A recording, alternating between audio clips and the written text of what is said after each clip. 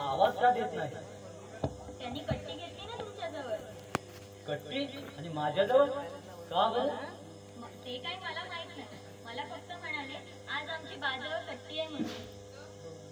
एवढा कडक निर्णय? थांबा, मीच त्यांना हाक मारते. शंकर, गौरा, अरे या बाहेर, बघा तरी कोण आलंय ते.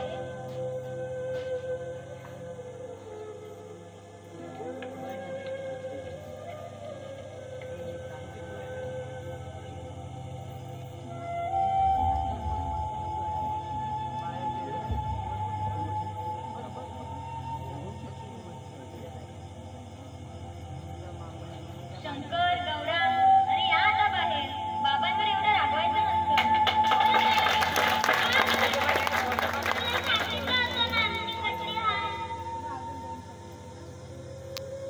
माझ्याजवळ कट्टी का बरं?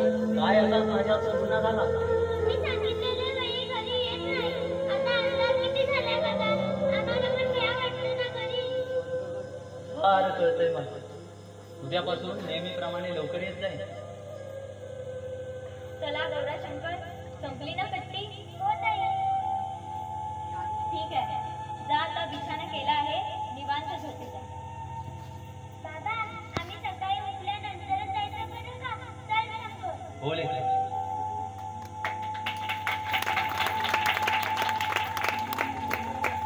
बाबा, तुम्ही हातपाय धुवून घ्या, तोपर्यंत मी जेवायला वाटते. मला भूक नाही आहे. मी आणि कांबळे येताना शेजारच्या टपरीवर चहा घेतला आणि हो, ओढ्यावर हातपायही धुवून आलो. खरंच मला भूक नाही आहे. ते काही नाही, दिवसभराच्या 2 भाकरीने भूक संपते का? तुम्ही जेवण केलंच पाहिजे. नाही रामा, आग्रह धरू नको. खरंच मला भूक नाही आहे. माझी भूक गेली आहे. ते काही नाही, बसा बघू तुम्ही इथे. रामा, तू ये.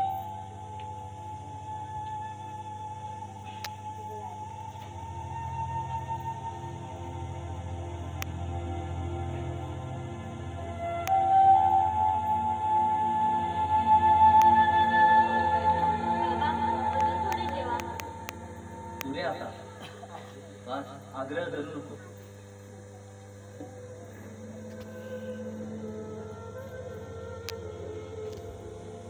किती काळजी करते रामा माझी. कधीही पाहावं तेव्हा हसत मुखाने स्वागत करते माझे. शीन ताण कधीही तिच्या चेहऱ्यावर दिसत नाही.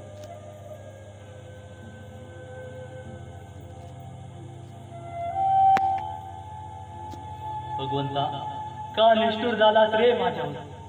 पाखरांची किळती आणि उंच देव गेल्यापूर्वीच त्या पक्षिणीचा खेळ संपून का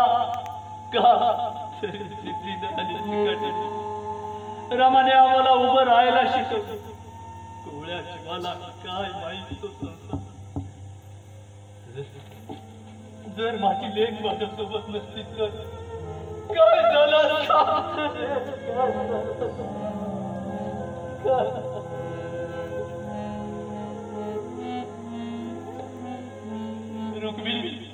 रुक्मिणी, तू फार भाग्यवान आहे. अगं, तुझ्या उदरी ही लेकरं म्हणजे मला मिळालेली ती देणगीच होत.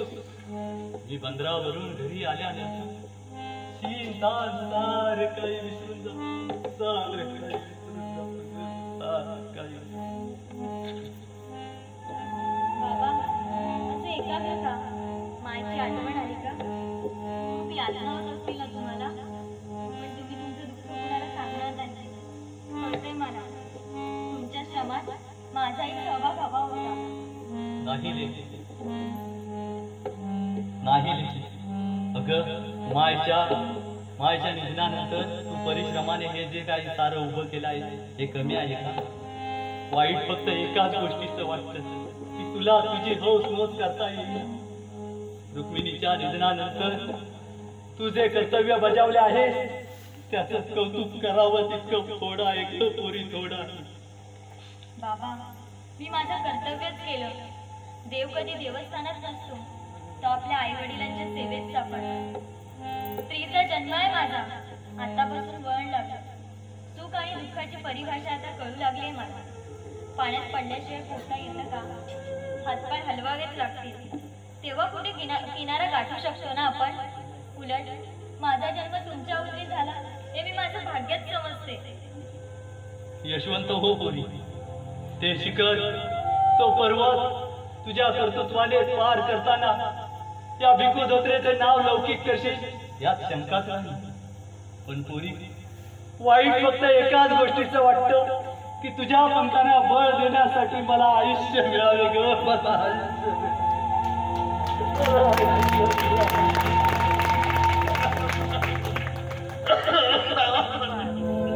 बाबा, औषध वेळेत घेत चला आणि विश्रांती घ्या. सारं काही सुरळीत होईल. मला वाटतंय हा व्यापलेला अंधार नक्कीच दूर होईल. जा आता विश्रांती घ्या.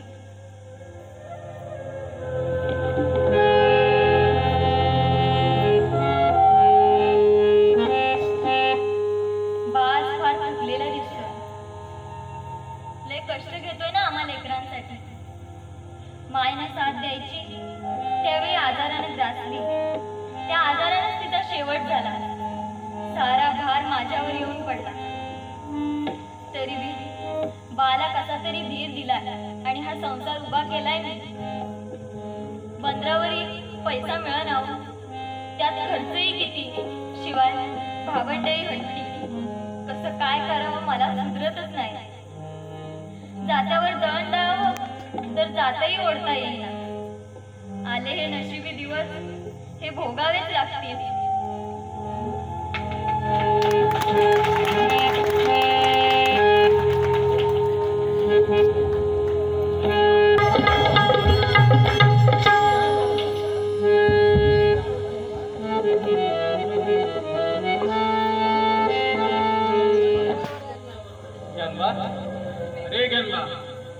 अरे आज बंदरावर काय बोटे आल्याच नाही. धंदावाने काही झालं नाही बघ. कांबळे, नेहमीप्रमाणे ज्या बोटी यायच्या बंदरावर त्या आज नाहीत. समुद्र पण घुसळलेला होता. साहजिकच कसा काय होईल धंदा. हो, पण थोडाफार मी कमी वेळा पाहिजे का? तुझी आपली बांधलेली गिराय काय ते घेऊन जमतं. आमचं तसं नाही ना.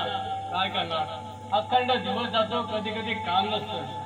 काय करणार, आपल्या सारं काही या धंद्यावर अवलंबून आहे म्हणून करावंच लागतं. चल अजून एवढा अख्खा दिवस भरलाय, काहीतरी उद्योग मिळेल.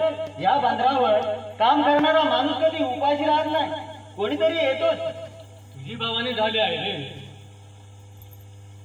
गवारी झाली रे, पण सकाळच किलबिल.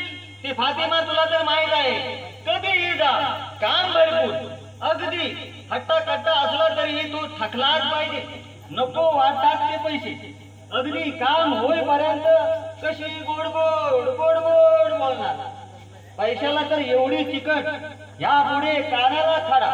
पण नको मला तिची मजुरी. म्हणजे तुलाही समजलं ती कशी आहे ती. हो, अरे काय सांगणार. जर का पुरुष असता ना तर चार गोष्टी बोललो असतो, पण बाई माणूस नाही रे, असं बोलता येत नाही.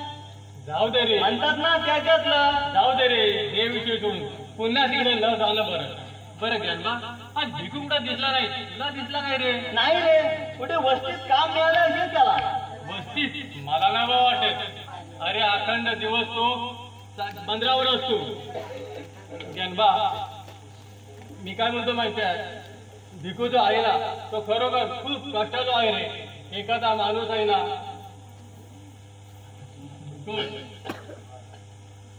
खचून जाऊन काय करणार. सोन्यासारखी लेकरं आहेत गेल्यात. त्या पाखरांच्या पंखाला बल द्यायची जबाबदारी आहे त्याच्यावर. रुक्मिणी वहिनी फार प्रेमळ होत्या. भिकूला अनमोल साथ होती. बिचारी किती गरीब असली तरी चेहऱ्यावर हसू कायम असायचं. होय रे, खूप सद्गणी होती ती. आदर भावाने वागायची. एखादा माणूस घरा शेजारने गेला ना तर पाणी तरी प्या असा आग्रह करायची. नाही, आपण हे काम करून जातो, पण रुबाब केवढा असतो. घरच्या मंडळीला दम देतो. चहा घेऊन ये, काय ती गर्वाची भाषा. कांबळे, हे असे प्रसंग पाहिल्यानंतर नक्कीच आपणही कुठेतरी चुकतोय. बायकोची किंमत आधी कळत नाही. होय रे ज्ञानबा, हा सर्व प्रसंग पाहून मी पण एकटी भानावर आलोय बघ. भिकूचं आणि रुक्मिणी वहिनीचं कधी भांडण झालं का? नाही. अगदी गुन्हा गोविंदात राहत असत. त्या आपल्या वनंद मधले आदर्श जोडपं असेल. चल, संस्कार प्रेमळ स्वभाव, शिवाय लेकरही हुशार. हो अगदी बरोबर. भगवंत किती निष्ठुर झाला आहे रे. आणि त्या भिकूच्या साथीचा घेरवून गेला. कसा बिचारा जगत असे त्याला ठाऊक. रुक्मिणीच्या वहिनीच्या काही दिवस या लेकरांना सहवास लाभला असता तर खूप बरं झालं असतं रे. आधाराने पुरती थकली होती. आधाराला प्रतिकार करण्यासाठी ताकद नव्हती. औषधांचा सुटवडा आणि अखेर परिस्थितीने आपला मार्ग स्वीकारला. आईविना पुरकी झाली लेकरं. होय रे गंगा. आपण शेजारी असून एकमेकाला सहकार्याची भूमिका कधी दाखवली नाही. आपलेच 18-20 होत आली रे.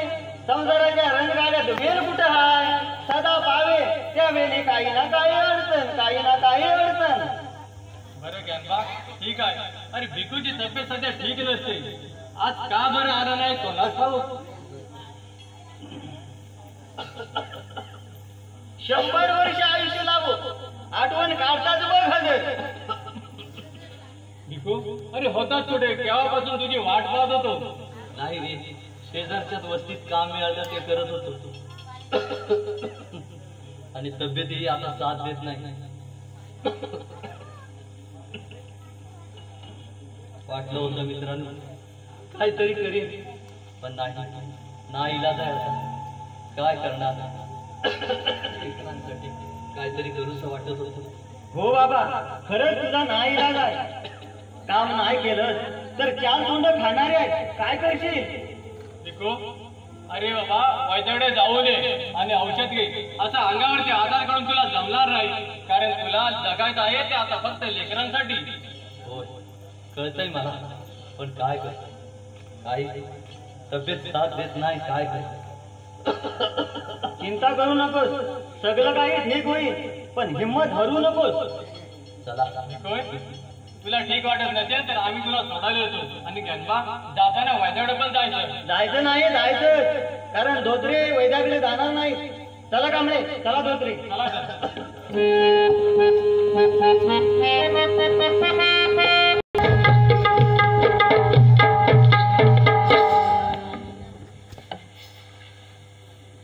बाई ग, किती हा उन्हाचा कडाका.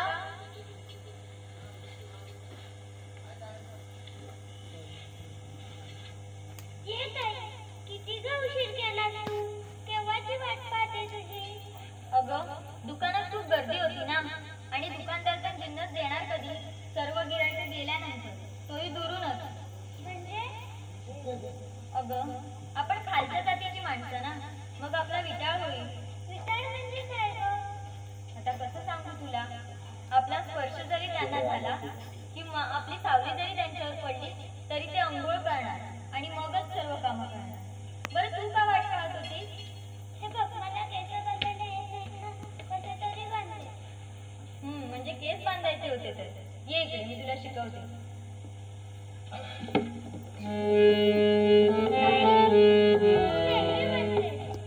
शिकवीन पण विसरून जाते. हो ग गौरा. ताई तू अशी का म्हणाली. काय ग. विटाळ होईल म्हणून. आता समज तू मला स्पर्श केलास मग तूही अंघोळ करणार. जाऊ दे ना तो विषय. झालं. हो अगदी घट्ट बांधलीस ताई. छान बांधली. पण वेणी बांधायला शिकवलंच नाही. पुढच्या वेळी बांधेन ना तेव्हा शिकवेन. एक विचारू. आता आणखी काय. तेव्हा कधी गेल्यापासून त्रास होत असेल ना. हे तुला कोणी सांगितलं ग. अगं मोठ्या माणसांचं कामच असतं ते. आता बघ तू शंकरपेक्षा मोठी आहे. तुझ्यापेक्षा मी मोठी आणि माझ्यापेक्षा बाबा. मग बाबा आपल्या सगळ्यांचा सांभाळ करतात की नाही. बाबा मोठे आहेत पण तू काय एवढी मोठी नाही. देवाकडे गेलेली आई अजून परत काय आहे ना. मला ना तिच्याशिवाय करमतच नाही. खूप आठवण येते तिची. किती लाडाने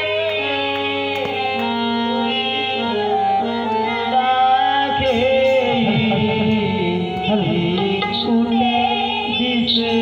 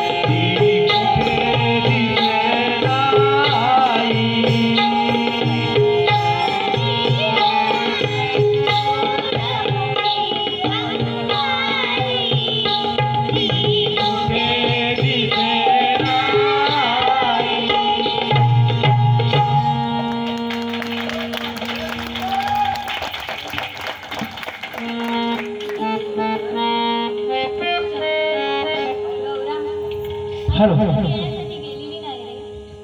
ती Once more. विश्वासात आहे ना? आजाराने थकली. वन्स मोर गीत आलेलं आहे.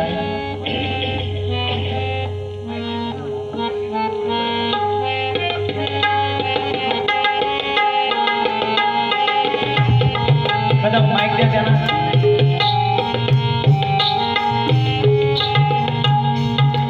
किती लाडाने कुशीत मजला घेई, कुठे दिसेना आई. किती लाडाने कुशीत मजला घेई,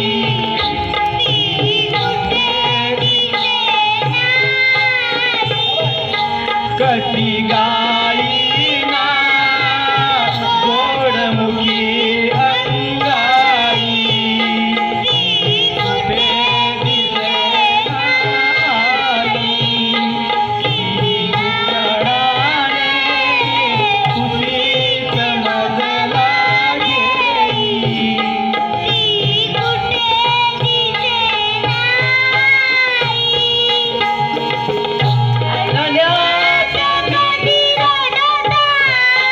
कुठे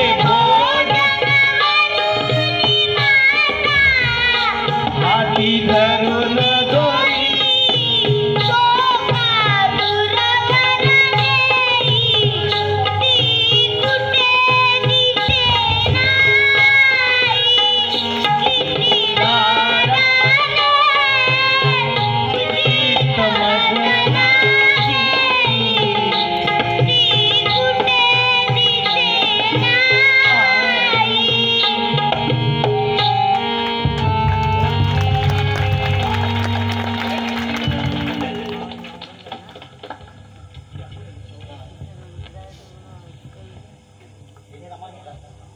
नाही ग गौरा, आई परत येण्यासाठी गेलेली नाही. श्रमाने थकली, दारिद्र्याने व्यापली, संसार रूपी बाजारशी धुंद तिची अधुरी ठरली. काळापासून हरवली ग, काळापासून हरवली.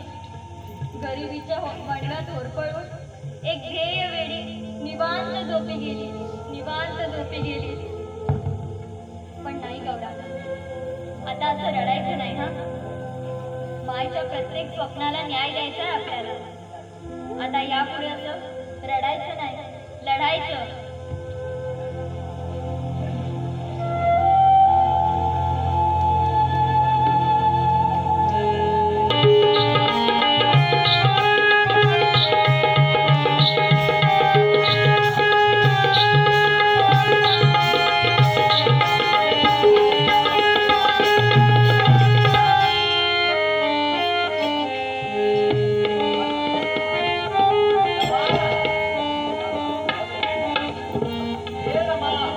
Hello hello. काय म्हणत होते? बाला बरं वाटत नाही का माझा? होय ना मा, आत्ताच वैद्याकडनं घेऊन आलो. औषध आहेत, हे वेळ दे आणि आराम करू दे त्याला. बाबा या बसा.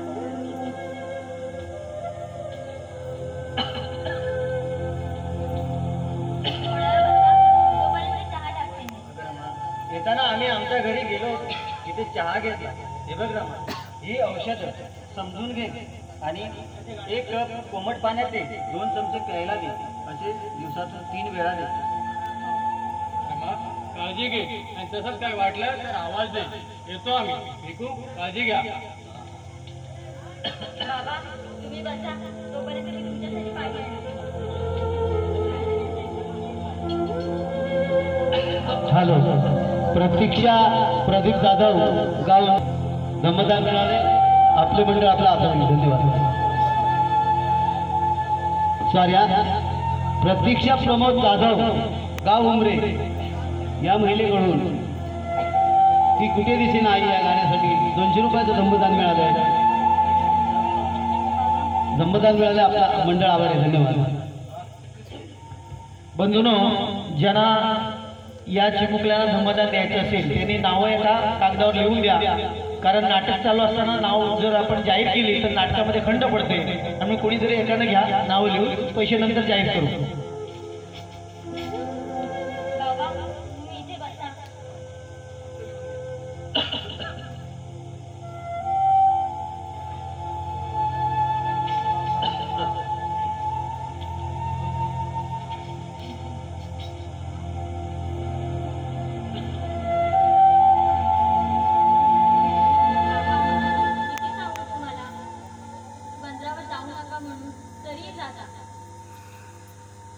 भेटले सुखरूप घरी आलो.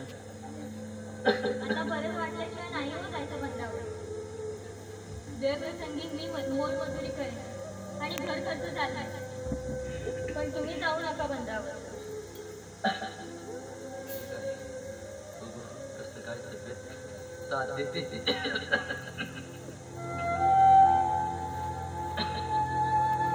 बाबा तुम्ही विश्रांती घ्या जा.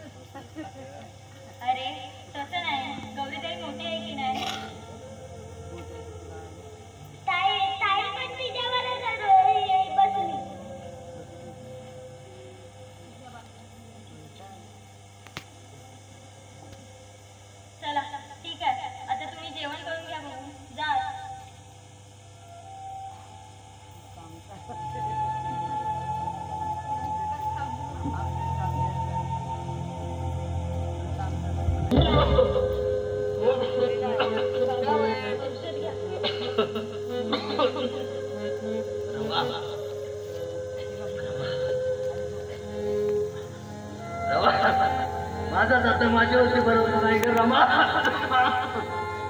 लेकर कुठे माझी रमा.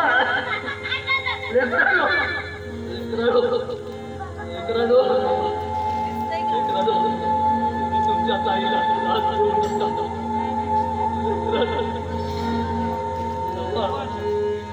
रमा तुझी ती गरुड ठेप पाण्यासाठी कदाचित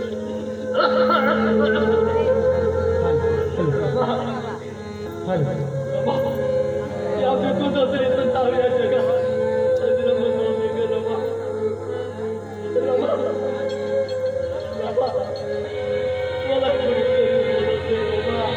मला कोणीतरी बोलायचं बाबा.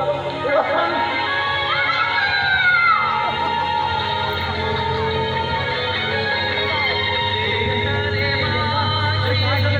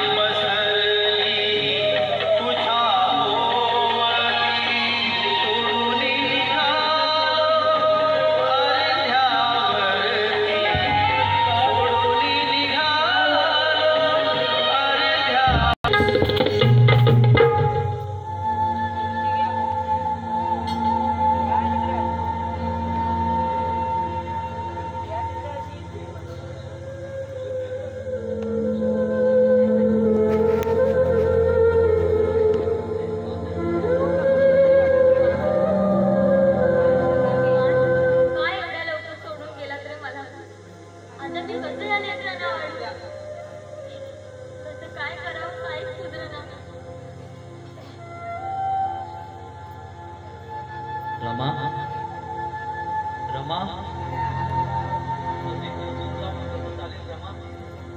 रमा असं खचून जाऊन कसं चालेल? तू या वादळाशी झुंज देणारी रमा आहेस. अगं झुंज दे, तू वादळ आहेस, तू वादळ आहेस. अशी खचून जाऊ नको रमा, खचून जाऊ नको रमा.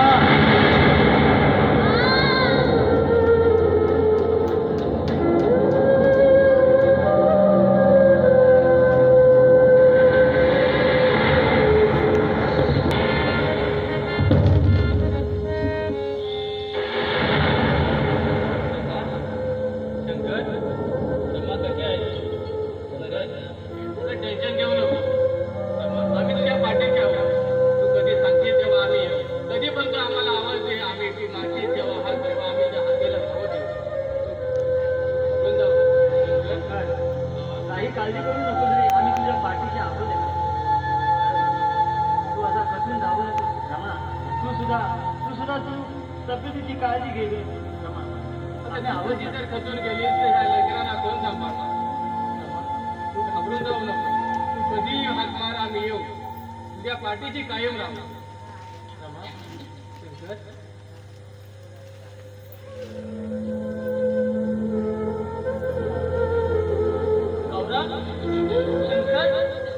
अरे रमा, अवघे आलात?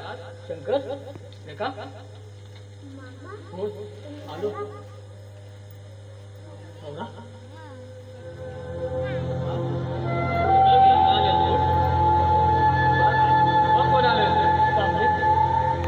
माझी बहीण गेल्यानंतर या माझ्या मुलाने कधी मला दुःख दिलं नाही आणि कधी आम्हाला नको असं म्हटलं देखील नाही.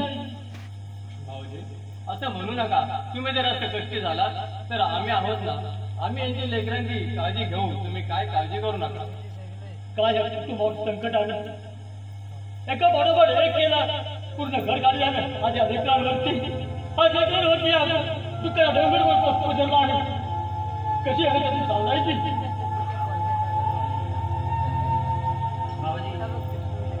भाऊजी रमाच्या पाठीमागे आणि तुमच्या ताईच्या पाठीमागे आणि गौरा आणि रमा तिची काळजी आम्ही घेऊ. तुम्ही एवढं खचून जाऊ नका. कांबळे जन्म भाऊजी, त्या मुलांना मी काही मुंबई नेण्याची आलो आहे. थोडं दुःख विसरतं त्याला मुंबई नेतो. ठीक आहे भाऊ, ह्या पण लेकरांची काळजी घ्या. ते आम्हाला वेळोवेळी माहिती देत राहा. हो हो. शंकर चला आपल्याला सगळ्याची जबाबदारी आहे. लेका 4 दिवस फक्त मामाकडे राहा. तुझ्या या घराचं रक्षण आम्हीच करू. जा बा. नाही का शंकर, असं म्हणू नका. मामा तुला मुंबईला नेतायत ना. जा.